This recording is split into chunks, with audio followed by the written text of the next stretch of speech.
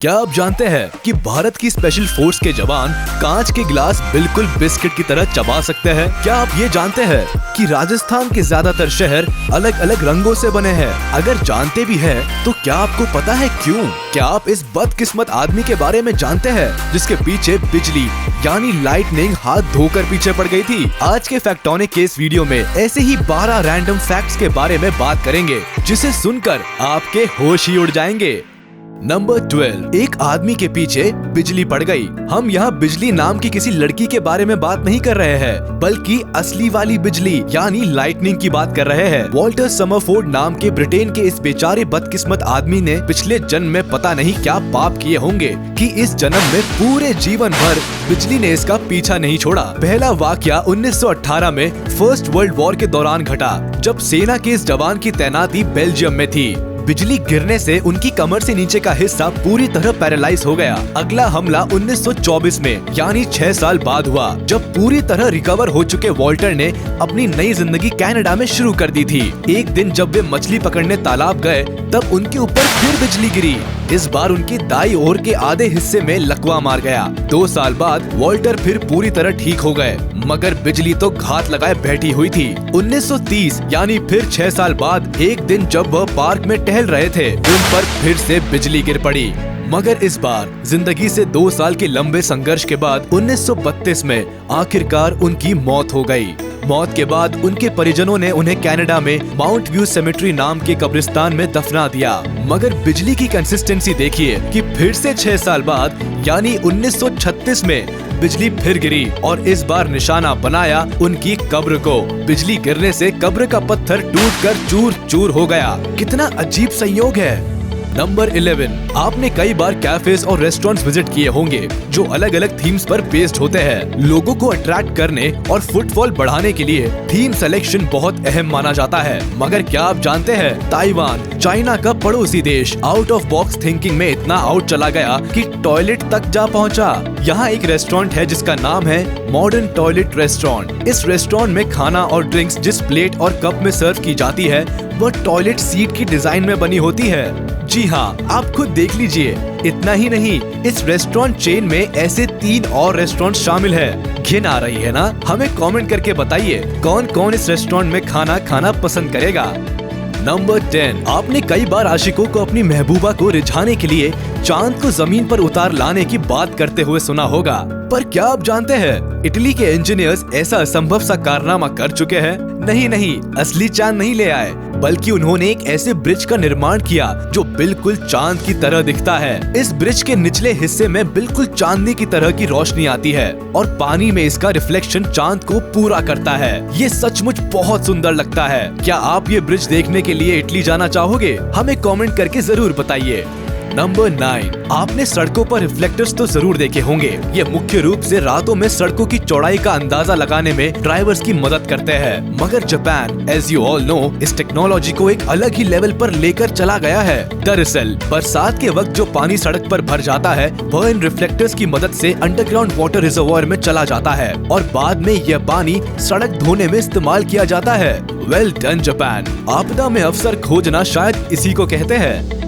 Number 8, आपने 15 अगस्त और 26 जनवरी को अपने स्कूल्स में या सरकारी दफ्तर में झंडा वंदन होते हुए जरूर देखा होगा। मगर एक बात जो आपने गौर कभी नहीं की होगी, वो ये है कि इन दोनों अलग अलग त्योहारों के दिन झंडा वंदन का तरीका भी अलग अलग होता है। जी हाँ, 15 अगस्त को जब झंडा वंदन किया जाता है, तो पहले रस्सी के सहारे तिरंगे को नीचे से ऊपर की तरफ ले जाया जाता है और ऊपर ले जाकर तिरंगे को फहराया जाता है। इस प्रोसेस को फ्लैग होइस्टिंग या ध्वजारोहण कहते हैं। वही 26 जनवरी के दिन तिरंगे को पहले ही ऊपर की ओर रस्सी से बांध दिया जाता है और रस्सी खींच करके तिरंगे को खोल दिया जाता है, जिससे वह हवा में लहराने लगता है। इस प्रोसेस को फ्लैग अनफर्लिंग या ध्वज फहराना कहते हैं। कमेंट में बताइएगा कि क्या आप ये बात पहले से जानते थे। नंबर 7, क्या आप अंडे खाते हैं? अंडा किस कलर का होता है? सफेद, है ना? मगर मैं कहूँ कि काला अंडा भी होता है, तो क्या आप मेरी बात मानेंगे? हाथ कंगन को आरसी क्या, पढ़े लिखे को फारसी क्या।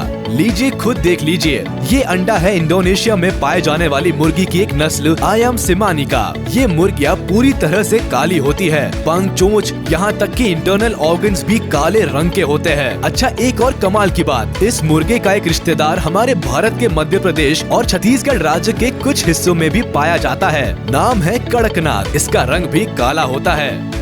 नंबर 6, भारत में बहुत लोगों की अंतिम आरजू होती है कि उनका शवदाह चंदन की लकड़ी पर हो, क्योंकि चंदन की लकड़ी बहुत ही महंगी होती है। वो तो इन लोगों को पता नहीं कि चंदन से करीब 60 गुना ज्यादा महंगी एक और लकड़ी होती है, अफ्रीकन ब्लैकवुड, वरना ये लोग उसके पीछे भी पड़ जाए। जी हाँ, अफ्रीकन ब्लैकवुड की 1 केजी की कीमत करीब 7 लाख रुपए तक होती है। ये अफ्रीका के जंगलों में बहुत कम और रेयर हिस्सों में पाई जाती है। इस पेड़ की लकड़ी का रंग अंदर से काला होता है और इन पेड़ों की हाइट करीब 25 से 40 फीट तक हो सकती है। अफ्रीकन ब्लैकवुड के पेड़ को तैयार होने में करीब 50 से 60 साल लगते हैं। अब यूनिक है तो तस्करियों के हाथ तो आना ही था। केन्या और तंजानिया में बड़ी संख्या में स्मगलिंग का शिकार होने की वजह से इन पेड़ों की संख्या में भारी कमी आई है और इसी वजह से इनकी कीमत आसमान छूने लगी है। ये लकड़ी इतनी खूबसूरत है कि इसका इस्तेमाल बांसुरी, शहनाई, गिटार जैसे म्यूजिकल इंस्ट्रूमेंट्स बनाने में होता है। साथ ही मजबूत और लंबे समय तक चलने वाला फर्नीचर भी इसी लकड़ी से बनाया जाता है। खैर, इसे खरीदने की औकात हर किसी की नहीं होती। नंबर 5, आपने the city of the lights Las Vegas के बारे में जरूर सुना होगा। आप ये भी जानते होंगे कि ये शहर कभी नहीं सोता। मगर क्या आप ये जानते हैं कि सालों पहले कैसीनोज और नाइट पार्टीज के अलावा भी यहाँ एक चीज ऐसी थी जो टूरिस्ट को आकर्षित करती थी। वह चीज थी एटॉमिक बॉम्ब टेस्टिंग। जी हाँ, पहली बार सुनकर मुझे भी झटका लगा था। दरअसल लास वेगस से करीब 65 किलोमीटर दूर एक American army bomb testing site थी, जहां 1951 से लेकर 1991 तक अमेरिका ने कई एटॉमिक बॉम्ब्स की टेस्टिंग की। यहाँ पर अक्सर मशरूम क्लाउड्स उड़ते रहते थे। इस बात का फायदा उठाने के लिए बार्स और रेस्टोरेंट ओनर्स टेरेस पर exclusive atomic cocktail parties organise किया करते थे, जहां लोग विस्की की चुस्की के साथ मशरूम क्लाउड्स देखने का आनंद उठाया करते थे। नंबर 4, आप जब भी मॉल घूमने जाते होंगे एस्केलेटर का यूज जरूर करते होंगे और आपने इसकी साइड्स पर लगे ब्रशेस से अपने जूते को भी जरूर साफ किया होगा। मगर क्या आप जानते हैं इन ब्रशेस का असली उपयोग क्या है? क्यों आखिर ये एस्केलेटर के साइड में दिए जाते हैं? दरअसल इनका काम बस इतना सा है कि ये साइड वॉल और एस्केलेटर के बीच की गैप को छुपाते हैं, ताकि आपके सिक्के, कार्ड, पेन जैसी जरूरी और छोटी छोटी चीजें आपके हाथ से अगर गलती से फिसल जाए तो इन गैप्स में से होकर मशीन में ना गिर जाए। तो अब आप समझे, ये ब्रशेस जूते साफ करने के लिए नहीं है। नंबर 3, क्या आप कभी राजस्थान घूमने गए हैं? यहाँ आपने एक बात जरूर नोटिस की होगी कि यहाँ हर मेजर शहर का अपना एक कलर कोड है। जैसे जयपुर पिंक सिटी कहलाती है, Jodhpur blue city, Bikaner red city, Udaipur white city और जैसलमेर गोल्डन सिटी कहलाती है। दरअसल सभी सिटीज की अपनी अपनी कहानी है। 19वीं सदी में जयपुर के राजा सवाई मानसिंह ने जयपुर की सारी बिल्डिंग्स को पिंक कलर में रंगवा दिया था, क्योंकि उनकी एक खास रानी को पिंक कलर बहुत पसंद था। इस तरह जोधपुर में बड़ी गर्मी पड़ती है, तो ठंडक के लिए यहाँ लोगों ने घरों को ब्लू कलर से रंग लिया है। उदयपुर महल और बहुत सी बिल्डिंग्स यहाँ संगमरमर की है, इसीलिए उदयपुर को व्हाइट सिटी की उपलब्धि मिली। जैसलमेर रेगिस्तान के किनारे बसा है, जहाँ की रेत दिखने में सुनहरी लगती है और वहाँ के महल को भी सुनहरे दिखने वाले पत्थरों से बनाया गया है, इसीलिए इस सिटी को गोल्डन सिटी कहा जाता है।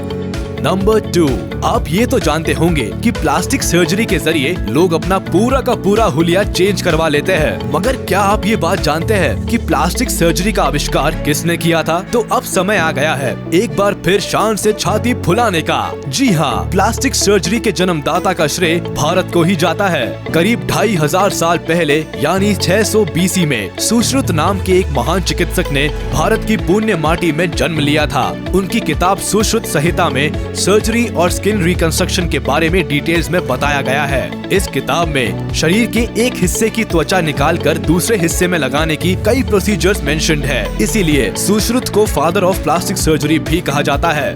नंबर 1, आप ये तो जानते होंगे कि भारत की स्पेशल फोर्स दुनिया की सबसे एलीट आर्मी में शामिल है। मगर क्या आप ये जानते हैं कि स्पेशल फोर्स को स्पेशल बनने के लिए बिल्कुल नर्क जैसी यातना भरी ट्रेनिंग से होकर गुजरना पड़ता है। ये ट्रेनिंग ऐसी होती है कि जिसे देखकर ही आम आदमी की रूह कांप जाए। जब ये कमांडोज ट्रेनिंग कंप्लीट कर लेते हैं तो स्पेशल फोर्स का बैच देने से पहले उन्हें रम का एक पटियाला पैक दिया जाता है, जिसे पीने के बाद उन्हें कांच के गिलास को भी चबा चबा कर खाना होता है। क्यों, सुनते ही रोंगटे खड़े हो गए ना? मगर देखिए कैसे ये जवान बिस्किट की तरह कांच खा रहे हैं। बस मेरे दिमाग को ऑक्सीजन की कमी हो रही है ये सब देखकर। तो ये थे वो 12 रैंडम फैक्ट्स जिनके बारे में जानकर दिमाग को यकीन दिलाना कि ये सब सच है, लोहे के चने चबाने जैसा है। उम्मीद है आपको ये वीडियो जरूर पसंद आई होगी। तो आप हमारे इस वीडियो को लाइक और चैनल को सब्सक्राइब कर दे, बेल आइकन को भी प्रेस कर दे ताकि हमारी नोटिफिकेशंस आप तक जल्द से जल्द पहुंच जाए और हम इसी तरह एंटरटेनमेंट और नॉलेज की सौगात आपके लिए लाते रहेंगे। इसी तरह रोचक तथ्यों से भरे अमेजिंग वीडियोस हम आपके लिए बनाते रहेंगे। आपकी नॉलेज की जिम्मेदारी अब हम पर छोड़ दीजिए।